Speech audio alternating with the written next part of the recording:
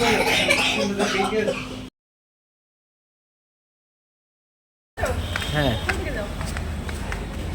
Hello everyone, welcome back my channel. সবাইকে good morning জানিয়ে একটা নতুন ব্লগ স্টার্ট করছি। আমাদের বাড়ির প্রত্যেকেরই আজকে কিন্তু সকালটা একটু তাড়াতাড়ি হয়েছে। আমার হয়েছে প্রায় 6টা নাগাদ। উঠে নিয়ে একদিকে করছিলাম ব্যায়াম আর একদিকে করছি হচ্ছে কি রান্না। আর আজকে বৃহস্পতিবার, কিন্তু বৃহস্পতিবার এখন বাজে 8টা। তো আমি চলে এলাম রান্নাঘরে, কেননা ছেলেকে আমাকে স্কুলে পাঠাতে হবে আর ওর খেতে তো বিরাট টাইম লাগে, যার জন্য আমি এখনই নিয়ে নেব খাবার। আর হাতে আমাকে কি দিল একটা কার্ড, সেটা আমি ক্রমশ প্রকাশ্যে আনবো। সকালে সবার খাওয়ার জন্য করেছি হচ্ছে কি সয়াবিনের তরকারি ভাত, এর থেকে বেশি কিছু আর আসছিল না। তো চলো ওকে আমি ফটাফট খাইয়ে দিই।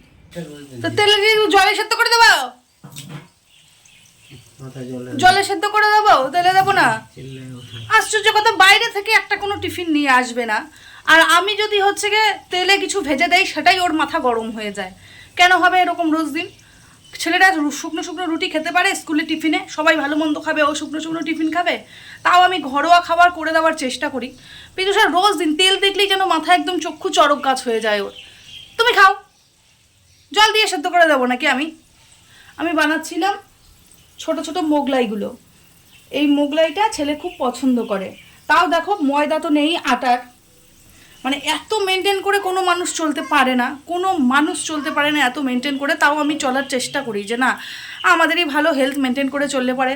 তার মধ্যে যদি বলে যে তেল দিয়ে রোজ দিন তেল দিয়ে, কী দিয়ে সেদ্ধ করবো তাহলে আমি? মানে ওর কথা শুনতে থাকলে পারে না কোনো মানুষ, শেষ হয়ে যাবে, শেষ। তো খাওয়ানো কমপ্লিট হয়ে গেছে ছেলের। আমি এখন টিফিন বানাচ্ছি, মোটামুটি 8:30 হয়ে গেছে। এখানটায় এই যে বেশি করে আমি হচ্ছে গিয়ে ডিম পার হয়ে গেছে, জামা কাপড় পরাও হয়ে গেছে।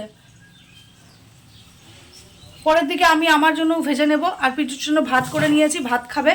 এটা ছেলের টিফিন 35 বলে হয়ে গেছে, মানে 8:35। তো আমাকে আর বেশি দেরি করা চলবে না, আমি ফটাফট ছেলেকে গিয়ে আগে রেডি করে দিই। শুনতে তো পেলেই যে ছেলেকে রেডি করানোর জন্য টাইম নাকি পার হয়ে যাচ্ছে। তা আমি পীযূষকে বললাম যে আমার তো টিফিনটা করতে একটু বাকি আছে, তো হাতের পাশেই সব কিছু রাখা, তুমি জামা কাপড়টা পরাতে থাকো, আমি আসছি। আর বইপত্র কালকে রাতেবেলায় রেডি করে রেখেছিলাম, দিয়ে দিলাম একটাতে নর্মাল ওয়াটার আর একটাতে গ্লুকোজ। কেননা বুঝতেই পারছো যে হারে গরমটা পড়েছে, 1 বোতল জলে কিচ্ছু হয় না। পীযূষের মানে এই টাইমটাতে অবদানটা কি সেটা আমি তোমাদেরকে বলে বোঝাতে পারবো না। ও না থাকলে না আমি পাগল হয়ে যেতাম। কেননা ওকে বলতে হয় না জুতো পলিশ করার কথা, যেটা ওর রুটিনে হয়ে গেছে। মানে ওটা ওর রেগুলার যথাস্থানে এনে রেখে দেবে পলিশ করে। তো ওই যে ও ক্রিম মাখাতে পারে না, যার জন্য ওইটুকুন আমাকেই করতে হয়। আর ওকে আমি বলছি যাও তুমি গিয়ে জামা কাপড় পরো, কেননা আমি তো দিতে যাই না। আমি দিতে যাই না বলে মানে আমাকে ও প্রচুর হেল্প করে, ও না থাকলে সত্যি পাগল হয়ে যেতাম। তো এদিকে দেখো আমি একদম রেডি করিয়ে ফেলেছি, আর চুল আছে একদম সব কিছু করে দিচ্ছি, কেননা মানে টাইম একদম হয়ে গেছে।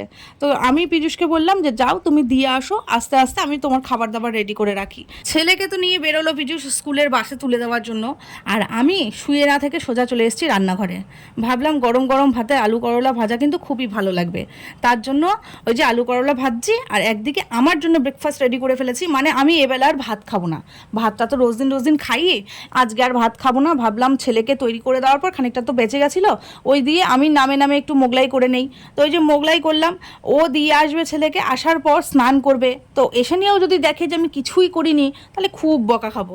তার জন্য এই যে ঢাকা দিয়ে দিলাম, আস্তে আস্তে হোক।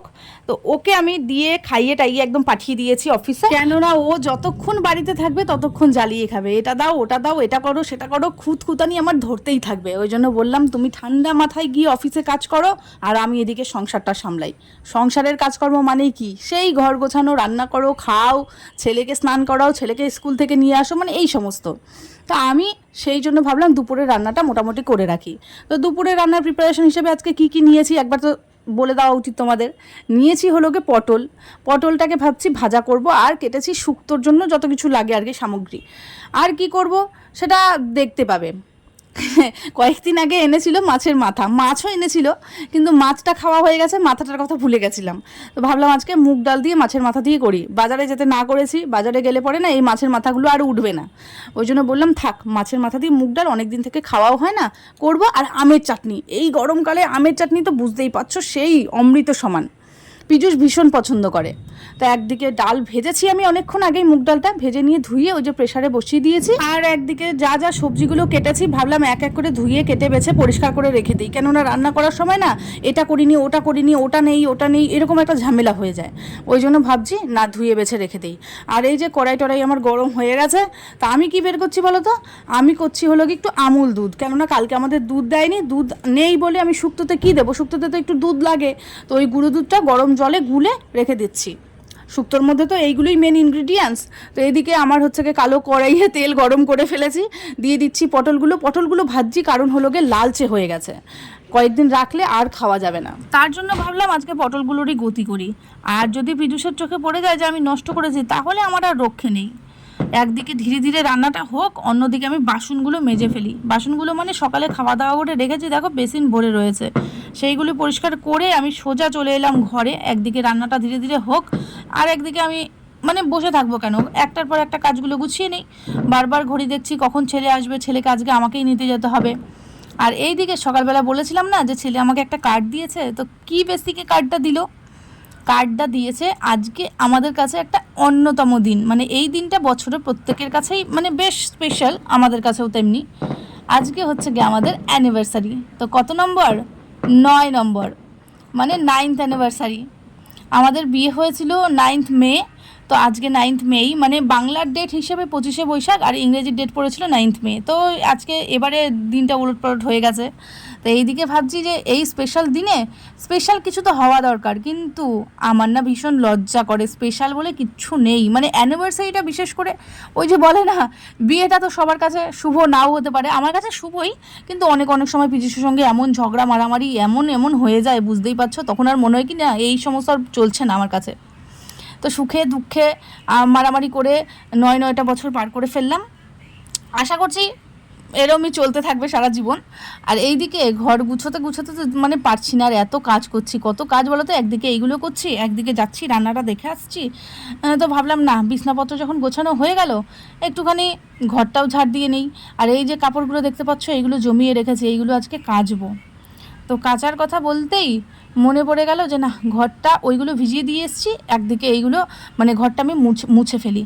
ও মা, মুছতে গিয়েই তো পড়লাম বিপদে, এমন বিপদে পড়বো আজকের দিনে একদম ভাবতে পারিনি। মানে আমার দুঃসময় চলে না মানুষের, এমন দুঃসময় চলছে বন্ধুরা যে মোছারটাও সাথ দিচ্ছে না।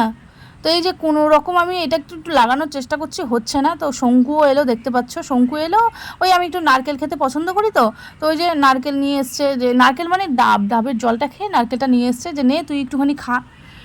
তো যাই হোক, এদিকে দেখো আমি অনেক চেষ্টা করছি, কেননা এই যে এটা কিনবো এখন 100 টাকা দিয়ে, এটা কিনেছিলাম 100 টাকা দিয়ে, এখন যে আবার যাবো 100 টাকা দিয়ে কিনতে, সে পয়সাটাও নেই, ওই জন্য এটা দিয়ে আমাকে কাজ চালাতে হবে। তো আমি অনেক গুটিয়ে নিয়ে, দেখতেই পাচ্ছ কী হারে যে আমি কষ্ট করে চলেছি। আমাকে কিন্তু অ্যানিভার্সারি উপলক্ষে কোনো রকম গিফটও দেয়নি, জানিও না দেবে কি না দেবে না। আর এইদিকে আমি হচ্ছে গিয়ে কোনো রকম এটাকে আটকাতে পেরেছি, এখনকার মতন ঘরটা মোছা গেলেই হয়। তো না, এই যে মুছতে পারছি, মানে দুটো ঘরই মুছে নিয়ে স্নান টান পুজো টুজো অনেক কাজকর্ম আছে, জানি না এখন স্নানটা করতে পারবো কি না, কেননা ছেলেকে আনতে যেতে হবে আবার। তো ওই যে ওই ঘরে শঙ্কু বসে রয়েছে, ওর সঙ্গে গল্প করছি। ও আবার কি করে বলো তো, মাঝে মাঝে এসে নিয়ে আমাকে বেশ সঙ্গ দেয়। তো পীযূষ যেরকম হচ্ছে গিয়ে সঙ্গ দেয়, ও মাঝে মাঝে এসে নিয়ে সঙ্গ দেয়। তো এইদিকে আমি ছুটলাম রান্নাটা অফ করে নিয়ে ছেলেকে নিয়ে আসি। রান্নাটা অফ বলতে কি, রান্নাটা হচ্ছে গিয়ে বেশিরভাগ হয়ে গেছে, একটুখানি বাকি রয়েছে। এদিকে দেখতে পাচ্ছ একদম রোদ্রু ঠাটা পড়া। তো ছেলে চলেই এসছে, ছেলেকে নিয়ে সোজা চলে এসেছি। আর আসার পর যে হারে গরমটা পড়েছে, জামা কাপড় পরে কতক্ষণ থাকবে বেচারাকে, ফটাফট আমি খুলিয়ে দিচ্ছি। তো ওর আবার ইচ্ছা যে মা অ্যানিভার্সারি উপলক্ষে কি তুমি সেলিব্রেট করবা সন্ধ্যেবেলায়। ও খুব মানে, আমার ছেলে না বলে না মানুষের যে হচ্ছে বাচ্চা কাচ্চা বড় হলে মা বাবার থেকে বাচ্চা কাচ্চারা বেশি আনন্দ করে, আমরা যেরকম আমাদের মা বাবাকে নিয়ে করি, ও তেমন। ও বাসের মধ্যে আস্তে আস্তে ওর যারা ফ্রেন্ডস রয়েছে, আন্টি রয়েছে বাসে, সবাইকে বলেছে আজকে না আমার মা বাপির অ্যানিভার্সারি। আমি বলছি দূরও বলতে গেছিস কেন, তা আমাদের একটা লজ্জা লাগে নাকি। তো ওই আর কি জামা কাপড় খুলে দিচ্ছি, এখন একটুখানি চেক করবো ওর খাতাপত্র, কেন ওরা রোজ দিন কোনো না কোনো কপি বুক কিছু না কিছু জমা নেয়। তো এই দিকে চলে এসেছি, ওই যে বললাম কিছুটা রান্না বাকি আছে, সেই রান্নাটা কমপ্লিট করতে মোটামুটি হয়ে এসছে। তো এখন হচ্ছে গিয়ে যেটা কড়াইয়ে রয়েছে সেটা নামিয়ে দেবো। আর এই দিকে দেখো আকাশের অবস্থা, রৌদ্র হতে হতে আবার এমন আকাশ করলো, কি বলবো তোমাদেরকে, মনে হচ্ছে যে এখনই নেমে পড়বে। তো যাই হোক, খুব গরম পড়েছিল তো একটুখানি ওয়েদারটা ভালো হলেই ভালো, মানে বৃষ্টি বৃষ্টি ওয়েদার হলে পরে বেশ ভালো লাগবে। তা আমি যদি স্নান টান করিনি, যাই রান্নাবান্না কমপ্লিট করে স্নানটা সেরে আসি।